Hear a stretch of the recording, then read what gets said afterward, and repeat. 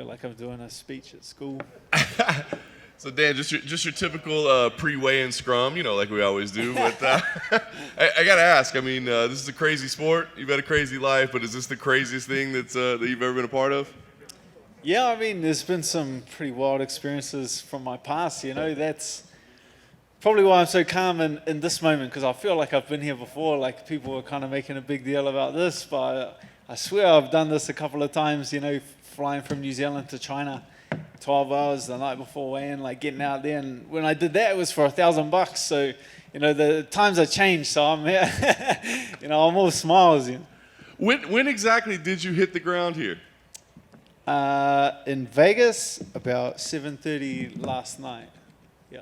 What was the process from there? I mean, is it immediately like go to a sauna or go to? Yeah, well, we just had to take us to where we were staying, and then wait till we got our COVID results, and then once that got there, they brought us down to the PI, and I just hit pads with my coach Eugene, and just sat in the sauna for a bit. Made weight last night. Just chilled at the hotel. Wait, come here, kill some time talking to you, fine folk. It's amazing. So we obviously saw like everything that you were going through to get here, right? And like you're like, I don't know if this is gonna happen, and then it happens. And then after we found out it was happening for you, we found out like Nasrat was going through the same thing. Was there any part of you that was like, holy hell, like I went through all this, like he's not even going to get here?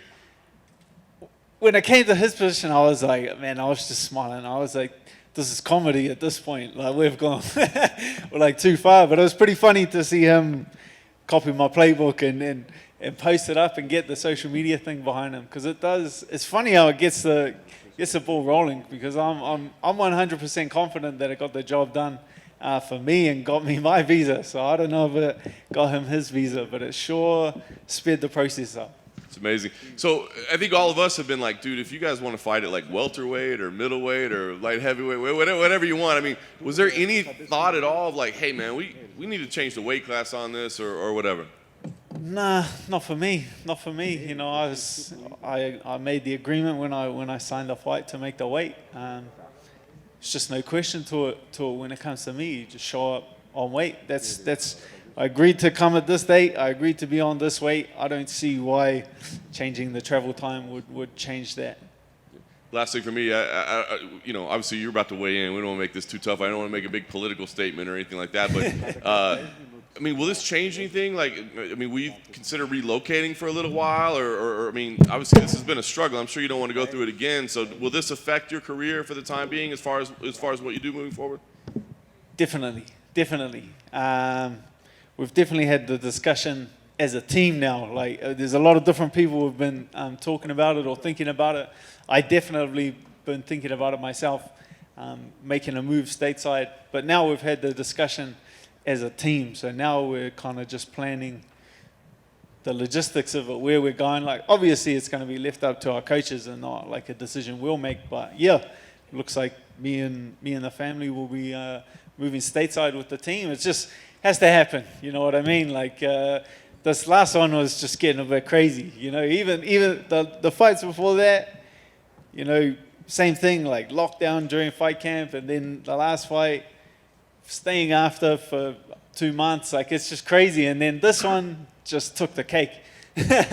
Like, I signed this fight Sunday, Tuesday, New Zealand went into a lockdown, and we're locked down hard, man. Like, the embassy was shut. That's why I had so much trouble getting my visa. Then for the last 5 weeks, I've just been getting chased around by the cops, So it's just been like a real headache training. So for it to come down, us to get our visas and be here is, it's just a show of what a little bit of persistence can do. Hey Dan, would you have got on board that flight even if you weren't sure Nasrat was going to be able to fight? Would you have just come here hoping they could find you a last minute guy? Yeah.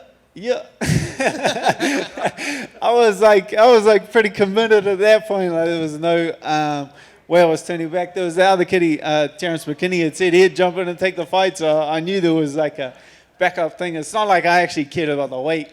I was gonna land and fight. Like, that's all I had in my head. I don't know if you saw, but Israel had a sign who said he will never fight in New Zealand again after the way they've treated you in this whole process. Is he one of those guys you guys are all planning to move over here with? And do you think that just shows... Do you think he's right that MMA is not appreciated by New Zealand? the government? Yeah, he's definitely one of the guys that's part of the team that is in the discussions to make the move over here. Like he's definitely like a core member of the team that needs to make the trip. He's just speaking from his heart, and he's just sharing his frustrations about the situation. For me, I just feel like the MIQ thing in New Zealand needs to be solved in general. For he's kind of just speaking from his heart, which is like all credit to him. You need to speak from your heart sometimes, but he's like kind of just cannibalizing other sports teams. Like, oh, they're getting. I think it's bigger than that. I think the problem is like all people that make a living in New Zealand overseas being put in the same bubble as Kiwis that need to get home. There's Kiwis that have been stuck overseas for the last 2 years that have missed funerals of dying family members and stuff. Like, I don't feel like sports people should be in the same pool as that. I feel like they should take the priority in the MIQ, and then there should be a completely different system for like people that need to travel internationally to earn a living. Thanks, man. Dan, you said you're going to move over here. Is this going to be a permanent move for you and your family and your team? Just until this thing blows over in New Zealand. Like at the moment, the way it stands, like right now, it's come to the point where it's impossible to come and go. They just changed the system to like a lottery system, and they had 27,000 people get in for like 3,000 spots. So it'd be pretty hard to call up Sean Shelby and be like, hey, fight, and then call him back and be like, yeah, I didn't win the lottery this time. You miss out on that lottery 4 times, and that's a year gone. Like, I'm not willing to wait a year. That's why I've been fighting through the pandemic. Yeah. Were you surprised about the surveillance, your team being watched? Yeah, I thought that was a bit dirty. That was a bit dirty. I actually found out because I was thinking, man, I can see him on my cameras. This bloke's been sitting out there since 6 a.m. He's all the way behind the bushes down the lane, and I was thinking, man, what's this boy's problem with us? Now I actually found out one of the boys at the gym put his missus away. So that's why, one of the boys at the gym, got a bit dirty with his missus. So that's why now I understand why he had it out for the boys. Thanks, guys.